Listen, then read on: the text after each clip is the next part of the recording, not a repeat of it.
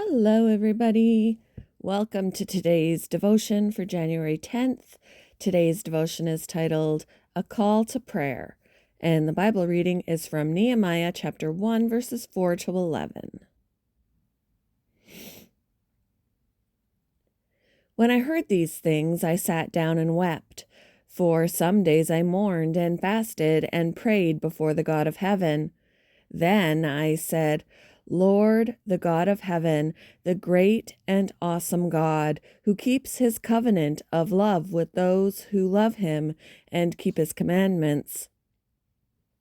Let your ear be attentive and your eyes open to hear the prayer your servant is praying before you day and night for your servants, the people of Israel.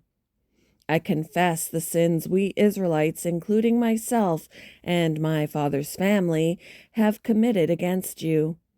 We have acted very wickedly toward you. We have not obeyed the commands, decrees, and laws you gave your servant Moses. Remember the instruction you gave your servant Moses, saying, If you are unfaithful, I will scatter you among the nations.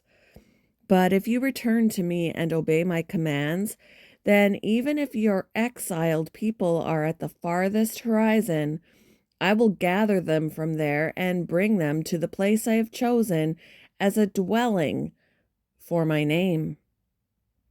They are your servants and your people, whom you redeemed by your great strength and your mighty hand. Lord, let your ear be attentive to the prayer of this, your servant, and to the prayer of your servants who delight in revering your name. Give your servant success today by granting him favor in the presence of this man. I was cupbearer to the king. Abraham Lincoln confided to a friend, I have been driven many times upon my knees by the overwhelming conviction that I had nowhere else to go.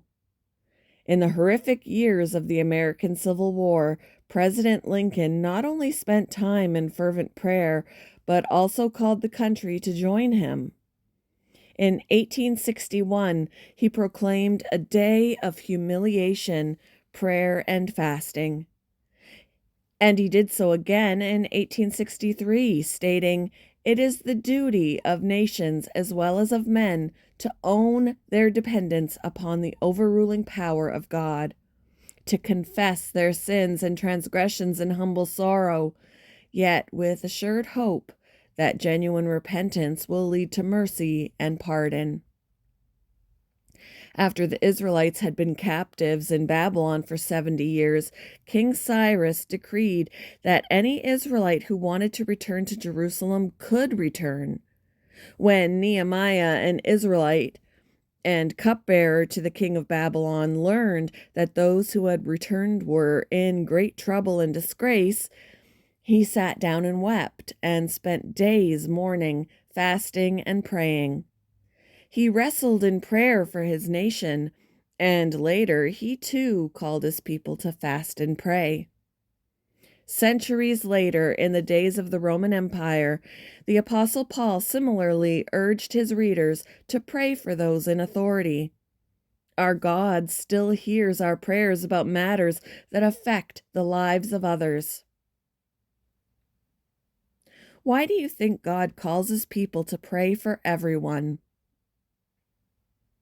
Who beyond your own circle can you pray for?